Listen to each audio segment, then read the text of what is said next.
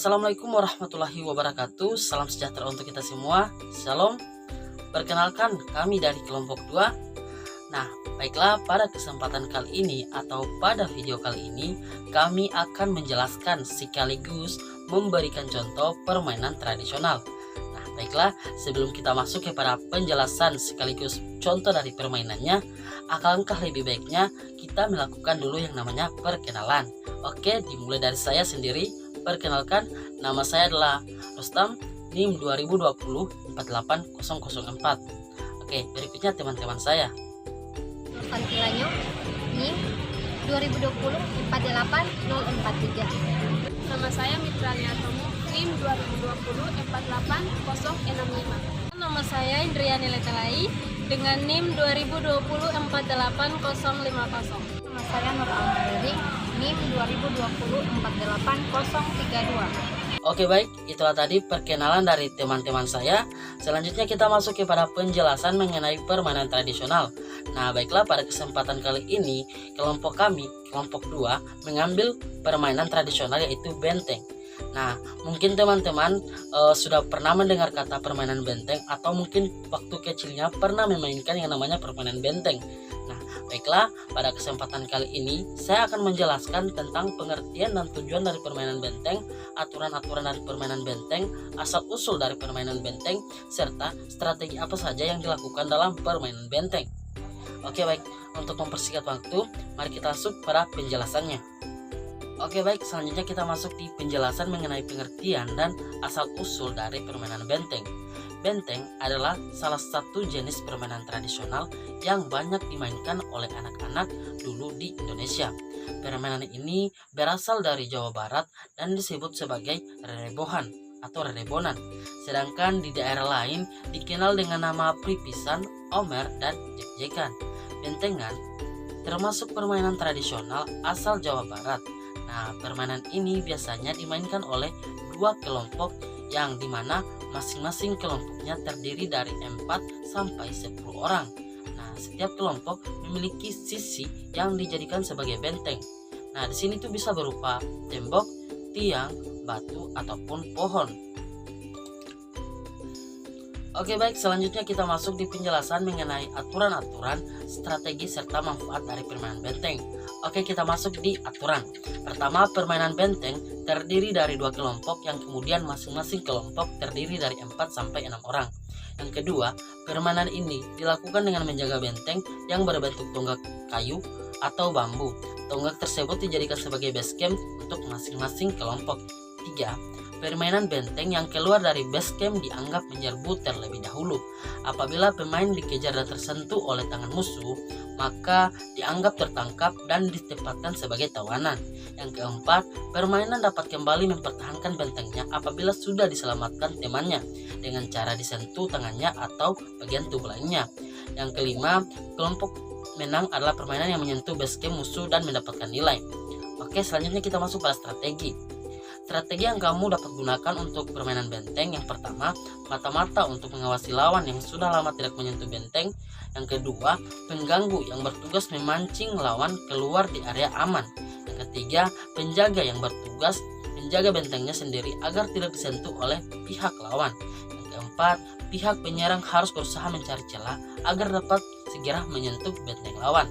Oke, 5. Bila setiap anggota kelompok bisa memahami tugasnya dengan baik, maka permainan ini dapat dengan mudah dimainkan dan kemenangan akan didapatkan.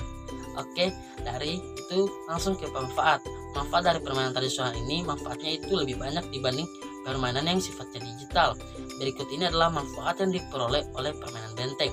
Yang pertama, melatih kecepatan dan kelincahan berlari. 2. Meningkatkan daya tahan tubuh karena benteng merupakan permainan yang melatih fisik sama seperti melakukan olahraga. Ketiga, memupuk kerjasama dan kekompakan dalam kelompok. Yang keempat, membuat anak lebih aktif bergerak dan mengurangi risiko obesitas karena kurang bergerak. Nah, itulah tadi permainan benteng yang bisa kamu pelajari, kuasai. Nah, selain itu, permainan ini digunakan untuk melatih daya motorik anak agar siap menghadapi suatu kondisi. Oke, baiklah teman-teman, itulah tadi penjelasan mengenai pengertian, asal-usul, tujuan, aturan, strategi, serta manfaat dari permainan tradisional benteng. Nah, mungkin untuk lebih jelasnya langsung saja kita simak video dari permainan benteng tersebut. Oke, marilah kita simak videonya sama-sama. Oke, baik, sebelum kita melakukan permainan tradisional benteng, akan lebih bagus lagi kita melakukan dulu yang namanya pemanasan. Nah, pemanasan ini bertujuan untuk meregangkan otot-otot agar saat kita bermain tidak terjadi yang namanya cedera. Oke, tidak usah berlama-lama, langsung kita mulai permainannya.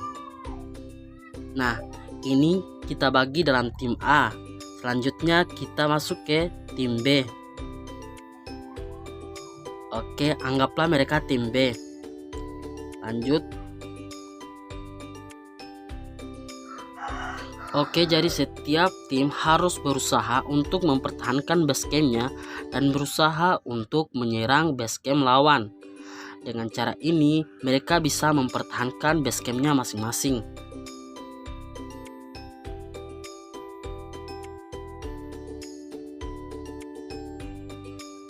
Oke, baik, pada permainan pertama dimenangkan oleh tim B. Lanjut kita masuk pada permainan kedua.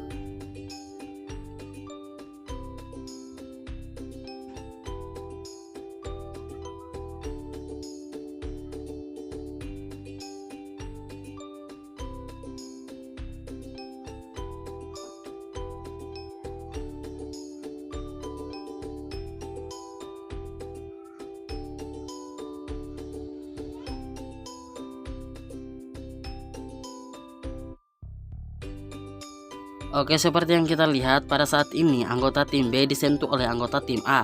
Jadi secara tidak langsung salah satu anggota dari tim B menjadi tahanan dari anggota tim A. Oke, seperti inilah posisi tahanan tim A. Oke, selanjutnya di sini tim A melakukan proses penyerangan.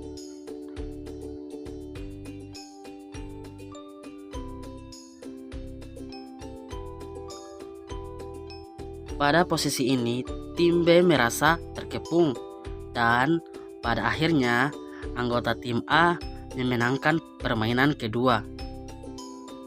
Itulah tadi contoh Permainan tradisional, salah satunya benteng. Dari kami kelompok 2. Semoga bermanfaat.